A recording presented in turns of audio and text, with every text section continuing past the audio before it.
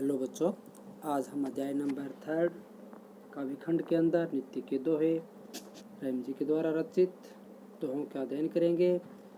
रहीम जी का जन्म सन 1556 ईस्वी में और मृत्यु सन 1626 ईस्वी में हुई थी। बच्चों, अब हम रहीम जी का जो कवि परिचय है इनके बारे में, उनके जीवन के बारे में जान लेते हैं। तो रहीम जी का पूरा नाम अब्दुल रहीम खान खाना था। इनके पिता बैराम खां मुगल बादशाह हुमायूं की मृत्यु के बाद अकबर के संरक्षक का दायित्व निभाया था। रहीम बचपन से ही साहित्य प्रेमी और बुद्धिमान थे। उन्हें अपने माता पिता से वीरता, राजनीति, दानवीरता तथा काव्य जैसे गुण विरासत में मिले थे, क्योंकि उनके जो माता पिता थे वो भी एक तरह से कवि थे, काव्य रचनाओं को रचने वाले। इसलिए उनके भी अपने माता पिता से उसी प्रकार के जो वीरता, राजनीति, दानवीरता या काव्य जैसी ऐसे अनेक गुण विरासत में मिले और उनके नक्शे कदम पर चलते हुए वो भी अपने माता पिता की तरह वीर बने। रहीम का व्यक्तित्व बहुत प्रभावशाली था। वे सामंजस्यवादी थे, यानी कि हर स्थिति को वो के साथ सामंजस्य बिठा लेते थे। यानी कोई भी अगर कैसी भी स्थिति होती तो वो उनके अनुसार वो ढल जाते थे, अपने आप को उसी स्थिति के अंदर ढाल लेते थे वो। ये उनकी खूबी थी। श्री कृष्ण के प्रति भी उनकी अथाह श्रद्धा थी। यानी एक यहाँ मुस्लिम होते हुए भी वो भगवान श्री कृष्ण के प्रति उनकी बड़ी श्रद्धा थी। यानी भगवान श्री कृष्ण की एक तरह से भक्ति में वो डूबे हुए रहते थे एक तरह से, या उनकी भी एक भक्ति थी। और इसी भक्ति के श्रद्धा भाव के कारण ही उन्होंने ऐसे अनेक कृष्ण लीलाओं का वर्णन किया था। बच्चों, उन्होंने अपने काव्य में रामायण, महाभारत, पुराण तथा गीता जैसे ग्रंथों के कथानकों व पात्रों का भी बेखूबी उल्लेख किया है। यानी पात्रों का, यानी उन्होंने ऐसे अनेक ग्रंथ पात्रों को रखते हुए, यानी एकांकी की तरह रचना करते हुए उन्होंने अनेक ऐसे ग्रंथ रचित किए, जैसे गीता है, पुराण, महाभारत, रामायण आदि ऐसे काव्यखंड भी उन्होंने ऐसे बेखूबी उल्लेख किया उनका। इनके काव्य में नीति, भक्ति, प्रेम और श्रृंगार का सुंदर समावेश मिलता है। यानी एक मुस्लिम होते हुए भी वो इस प्रकार से भगवान श्री कृष्ण के प्रति बच्चों जो ये श्रृंगार रस की बात की जाए या प्रेम, भक्ति, नीति इनकी बात की जाए तो ये सारी की सारी ऐसी रचनाएं भगवान श्री कृष्ण से ही संबंधित है। और रहीम जी के दोहा, सोरठा, बरवे और सवैया सभी जितने भी प्रकार के छंद होते हैं उनके अंदर उनको अपनी रचनाएं करने की विशेष महारत हासिल थी। तो यानी रहीम जी थे वो भी एक उच्च कोटि के काव्य खंडों को रचने वाले ऐसे कवि थे और छंदों का प्रयोग करने वाले ऐसे महारथी भी थे, महारत थी उनको ऐसी। उनकी प्रमुख कृतियों की बात की जाए तो दोहावली, बरवे नायिका भेद, रास पंचाध्यायी, मदनाष्टक तथा नगर शोभा। तो ये मदनाष्टक ये भी भगवान श्री कृष्ण से संबंधित है। नगर शोभा, ये सारे जितनी भी कृतियाँ हैं ये सारे भगवान श्री कृष्ण से ही संबंधित ऐसी अनेक रचनाएं हैं बच्चों, जिनको बड़ी अपनी कह सकते हैं श्रद्धा भाव के कारण भगवान श्री कृष्ण के प्रति उनकी जो इतनी अथाह श्रद्धा भाव था उसी के आधार पर उन्होंने ऐसी अनेक रचनाएं की। तो इस तरह से उन्होंने अपने अनुभवों को जिस सरल शैली में व्यक्त किया वो भी एक अद्भुत है। यानी इस प्रकार से एक मुस्लिम होते हुए इस प्रकार का व्यक्त करना भी बच्चों अद्भुत ही होगा। तो प्रस्तुत पाठ में हम आज चयनित रहीम जी के दोहों द्वारा हमें परोपकार, सजनता, पर दुख का आतरता, यानी पर दुख का कातरता कहते हैं बच्चों, कायरता या भीरुता कहते हैं। पर यहाँ पर दूसरों के दुख के जो रूपी हमें जो कायरता आनी चाहिए वो यहाँ उसके बारे में बताया कि हमें दूसरों के प्रति जो दुख है उसके प्रति हमें हमारे अंदर भय होना चाहिए कि हम दूसरों को जो सता रहे हैं, दुख दे रहे हैं, तो उसके प्रति हमें हमारे अंदर भय होना ही चाहिए। तो इससे संबंधित बात हो रही है। स्वाभिमान एवं लोक व्यवहार की सीख मिलती है। दीनों पर दया करने वाला, तो दीन मतलब गरीबों की बात हो रही है बच्चों। यहाँ पर गरीबों पर दया करने वाला दीन बंधु भगवान तुल्य होता है। मांगने से मनुष्य की महत्ता घटती है। कहते हैं कि मांगना यानी मनुष्य को कभी भी भीख मांगकर किसी भी प्रकार से अपने स्वाभिमान को नहीं गिराना चाहिए, यानी अपनी मेहनत के द्वारा हमें करके कुछ न कुछ खाना चाहिए। अगर हमारी स्थिति कैसी भी क्यों न हो जाए, फिर भी यहाँ पर जो रहीम जी कहते हैं कि हमें कभी भी मांग कर नहीं खाना चाहिए।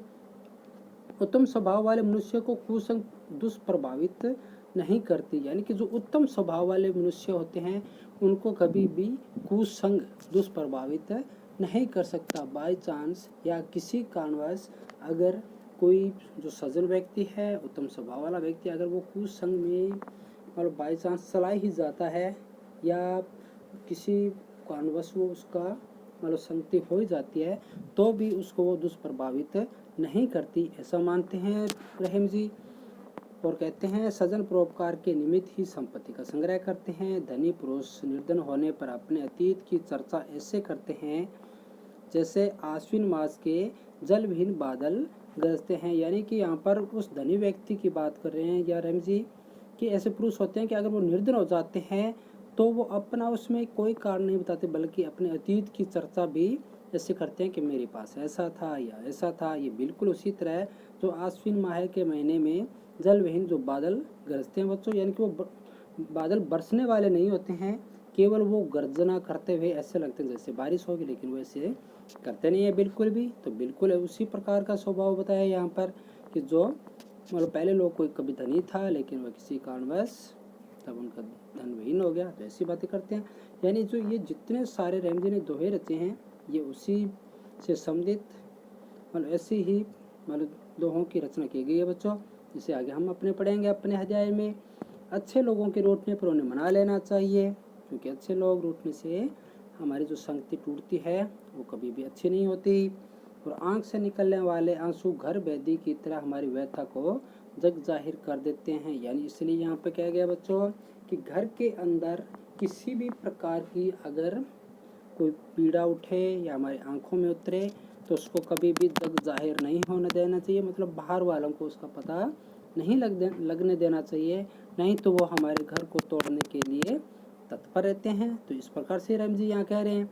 और काम कर पड़ने पर व काम निकलने पर लोगों का व्यवहार भिन्न भिन्न होता है, यानी कि जो स्वार्थी लोग होते हैं वो अपने स्वार्थ के लिए हमारे बिल्कुल हमारे करीब आ जाते हैं, हमारे बिल्कुल जैसे एक दांत रोटी टूटना जिस तरह होती है बच्चों, यानी इतना मधुर व्यवहार करने लगते हैं। लेकिन जैसे ही उनका स्वार्थ निकलेगा वो किस प्रकार से हमारे से दूर हो जाते हैं या हमारे प्रति उनका नजरिया है वो बदल जाता है बच्चों। तो इससे संबंधित जो हमारा अध्याय है उसके बारे में आज हम अपना अध्ययन करेंगे बच्चों। तो नीति के दोहे यानी व्यक्ति को अपने समाज में रहते हुए किस प्रकार से अनेक ऐसे जो नीति परक जो हमारी व्यवहार होता है हम किस प्रकार से हमें करना चाहिए, हमें रहना चाहिए समाज के अंदर, तो उससे संबंधित आज का बच्चों हमारा जो अध्याय है इसका हम अध्ययन करेंगे बच्चों नीति के दोहे के रूप में। तो रहीम जी के फर्स्ट दोहे से हम शुरू करते हैं बच्चों। तो इसको अपनी बुक पास में रखते हुए अध्ययन करेंगे जिससे आपको अच्छी तरह समझ में आएगा।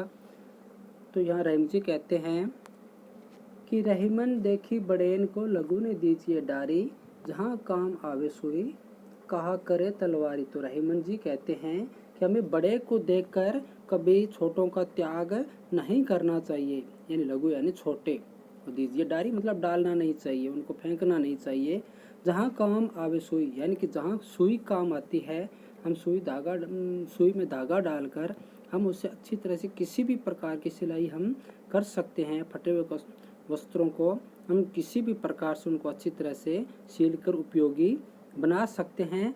लेकिन कहाँ करे तलवारी यानी वहाँ तलवार क्या करेगी, यानी जो सुई है वो केवल सीलने का कार्य करती है, यानी अच्छेपन का कार्य करती है, लेकिन वही तलवार जो दूसरों को काटने का कार्य करती है, दूसरों का दुख का कारण बनती है।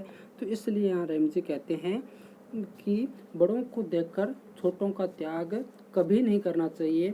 बड़ी वस्तुओं के मिल जाने पर अगर छोटी वस्तुओं को हम अनुपयोगी मानकर अगर हम उन्हें त्याग कर देंगे, अगर उन्हें फेंक देंगे, तो वो हमारे लिए कभी भी मतलब एक तरह से जो बड़ी वस्तु के हम जो लेकर हम अपना जो छोटी वस्तु त्याग रहे हैं वो कभी भी हमारे लिए नुकसानदायक हो सकती है। तो इसलिए कहा है क्योंकि जहाँ पर काम में अगर जिस काम में छोटी सी सुई काम आती है उससे वह बड़ी चीज़ जो तलवार हम मानकर उनको पास रख लेते हैं वो कोई काम नहीं कर सकते, वो वहाँ पर उस कार्य को पूर्ण नहीं कर सकते।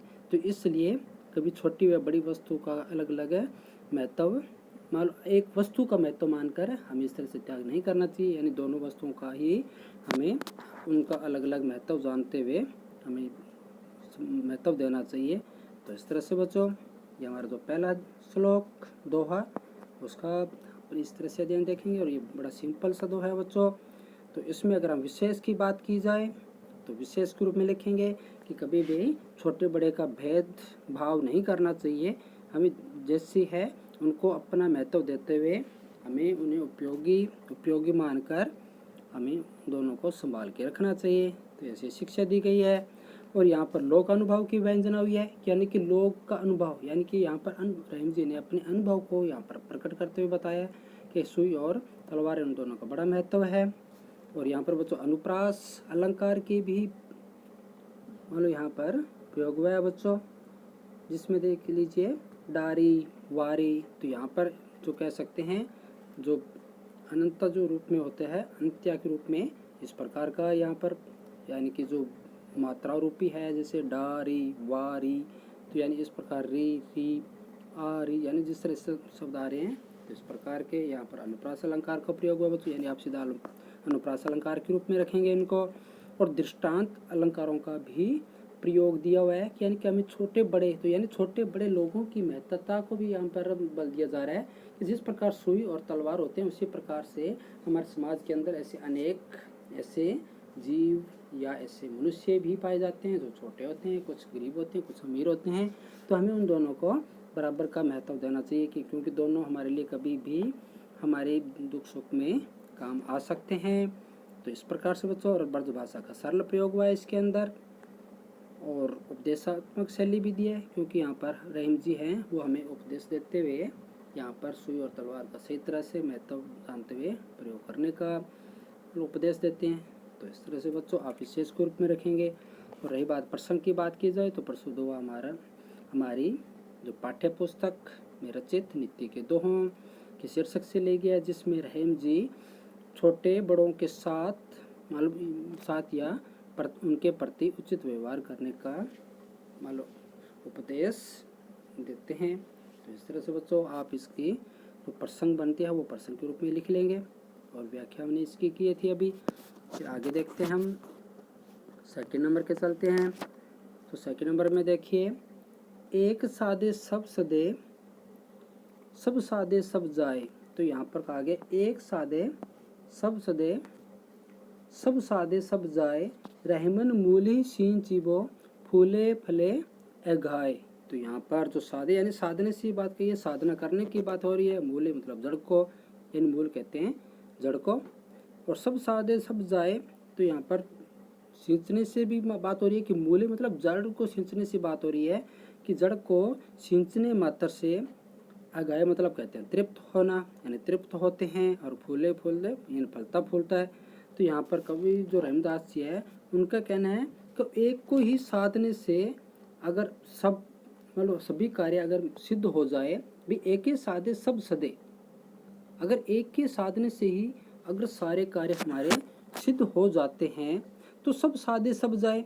तो फिर सबको साधने से क्या मतलब, अगर हम सबको साधने से अगर सब कुछ जा रहा है, हमें उससे कुछ भी नहीं मिल रहा, तो फिर हम ऐसा क्यों करें। तो एक साधे सबसे मतलब यहाँ पर ईश्वर भक्ति की बात हो रही है, यानी एक देव की बात हो रही है। एक देव की भक्ति करने से मतलब सब अगर कार्य सिद्ध हो जाते हैं तो फिर अन्य की साधना करने की कहाँ जरूरत है। मतलब अलग अलग देवताओं को अगर हम भक्ति करते जाएंगे तो ऐसा करने से अच्छा है कि हम एक को ही मतलब भक्ति कर लें, जिससे कि हमारे सारे कार्य सिद्ध हो जाए। लेकिन सबको एक साथ साधने से लाभ मिलने की बजाय कि किराया भी चला जाएगा, यानी हम किसी एक के पीछे कभी उसके पीछे यानी अनेक के पीछे हम दौड़ते रह जाएंगे। लेकिन अगर हम एक ही साधना करेंगे, भक्ति करेंगे, तो हमारी भक्ति है वो सिद्ध हो जाएगी और उससे हमारे अनेक कार्य सारे के सारे पूर्ण हो जाएंगे।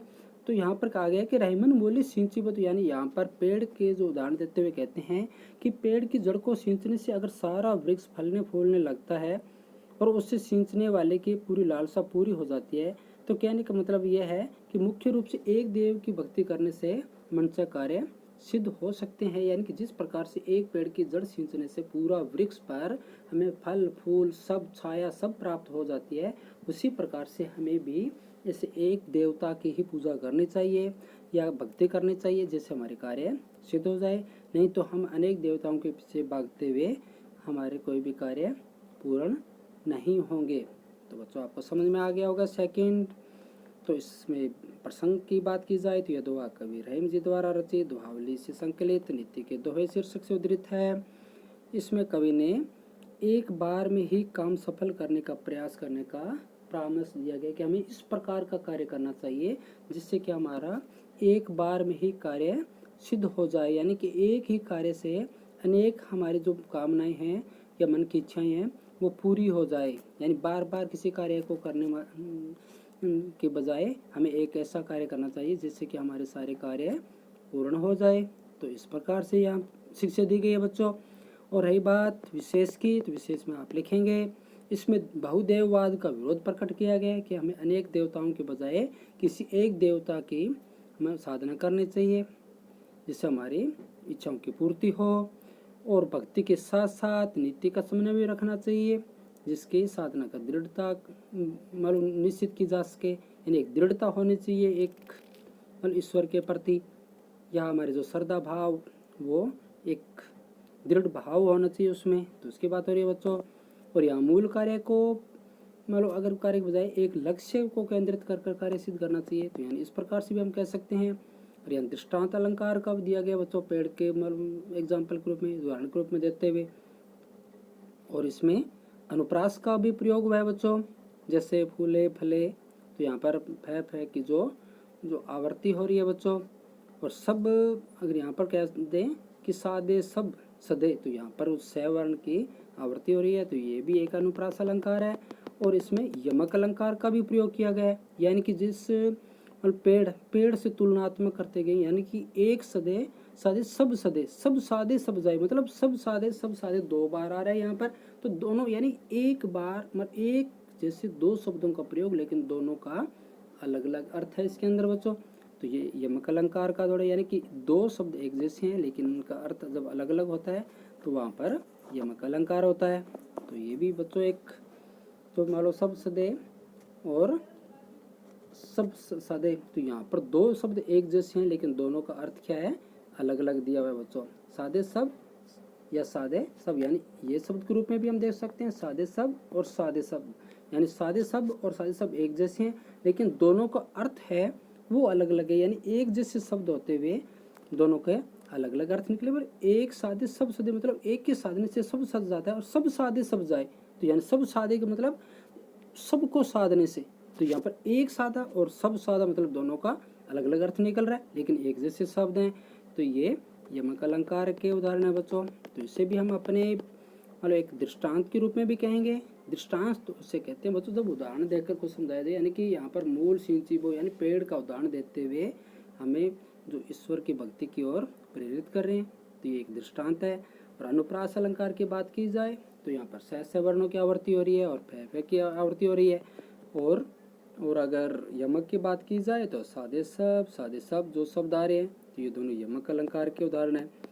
तो यहाँ पर इन वाक्यों को अपने रखते हुए यमक अलंकार मानेंगे बच्चों। तो आपको अच्छी तरह से समझ में आ गया होगा। तो आज बच्चों हम यहीं तक करते हैं। तो कवि पृच्छ्य रहीम जी का उनके द्वारा रचित रचनाएं और नीति के दोहे के रूप में आज फर्स्ट और सेकंड जो हमने किया है इसको आप अच्छी तरह से मतलब इसका रिवीजन करते हुए इसका प्रसंग और व्याख्या अपनी नोटबुक के अंदर करेंगे बच्चों। और विशेष भी खासकर आप लिखेंगे क्योंकि विशेष लिखना जो दोहे होते हैं या इस प्रकार की रचनाएं होती है काव्यखंड होते हैं इनमें विशेष होता है जो मार्क्स में काफ़ी हमारे लिए अच्छे होते हैं। तो इस तरह से बच्चों आप इनका प्रयोग करते हुए अपने नोटबुक के अंदर अपना कार्य करेंगे।